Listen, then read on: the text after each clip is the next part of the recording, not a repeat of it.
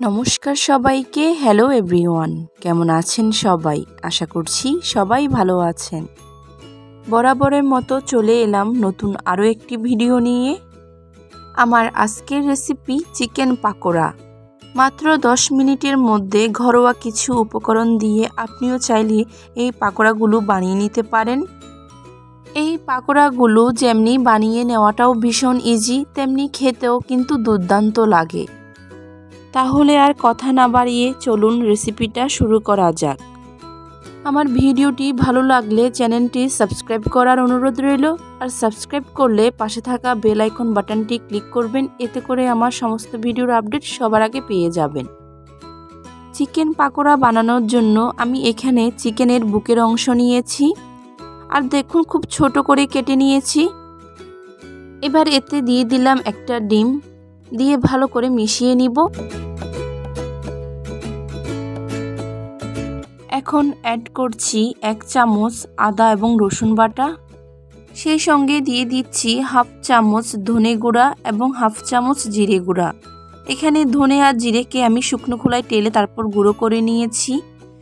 এবারে অ্যাড করলাম হাফ চামচ গোলমরিচের গুঁড়া, কিছু কাঁচামরিচ কুচি, স্বাদ মতো লবণ এবং সেই সঙ্গে পরিমাণ মতো হলুদ মরিচের গুঁড়া। এবার দিয়ে দিচ্ছি 1 মুঠো পরিমাণ পেঁয়াজ কুচি। আপনি চাইলে এখানে ধনেপাতা কুচিও দিতে পারেন, তবে আমার হাতের নাগালে ধনেপাতা ছিল না বলে আমি সেটা স্কিপ করে নিলাম। এরপর অ্যাড করলাম 1 কাপ ময়দা, আপনি চাইলে এখানে বেসনও দিতে পারেন। এখন সমস্ত কিছু ভালো করে একসঙ্গে মিশিয়ে নিচ্ছি। আচ্ছা, এ পর্যায়ে এসে আমার কাছে মনে হলো যে আরও একটু হলুদ মরিচের গুঁড়া লাগবে, তাই আমি আরও একটু অ্যাড করে দিলাম। মেশানোর পর আপনি যদি খেয়াল করে থাকেন যে আপনার মিশ্রণটা অনেক বেশি ড্রাই হয়ে আছে, তাহলে আপনি একটু পানি অ্যাড করতে পারেন।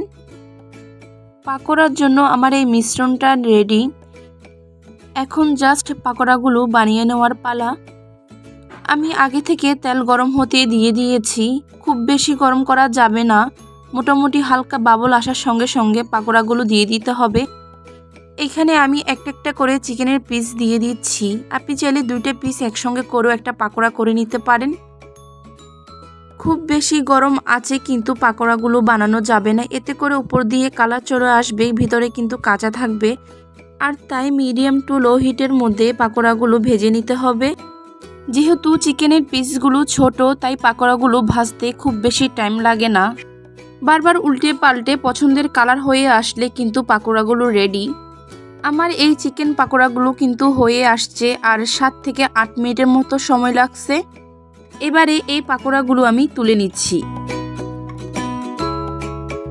আর এভাবে করে বাকি চিকেনের পিসগুলো দিয়েও আমি এভাবে পাকোড়া বানিয়ে নিব। তো দেখলেন তো কত সহজেই না, মাত্র 10 মিনিটের মধ্যে সামান্য কিছু উপকরণ দিয়ে আমি মজাদার এই চিকেন পাকোড়াগুলো বানিয়ে নিয়েছি। আশা করছি আমার আজকের ভিডিওটি আপনার ভালো লেগেছে। ভালো লেগে থাকলে চ্যানেলটি সাবস্ক্রাইব করার অনুরোধ রইল। সাবস্ক্রাইব করলে পাশে থাকা বেল আইকন বাটনটি ক্লিক করবেন, এতে করে আমার সমস্ত ভিডিওর আপডেট সবার আগে পেয়ে যাবেন। সবাই ভালো থাকবেন, সুস্থ থাকবেন। টাটা।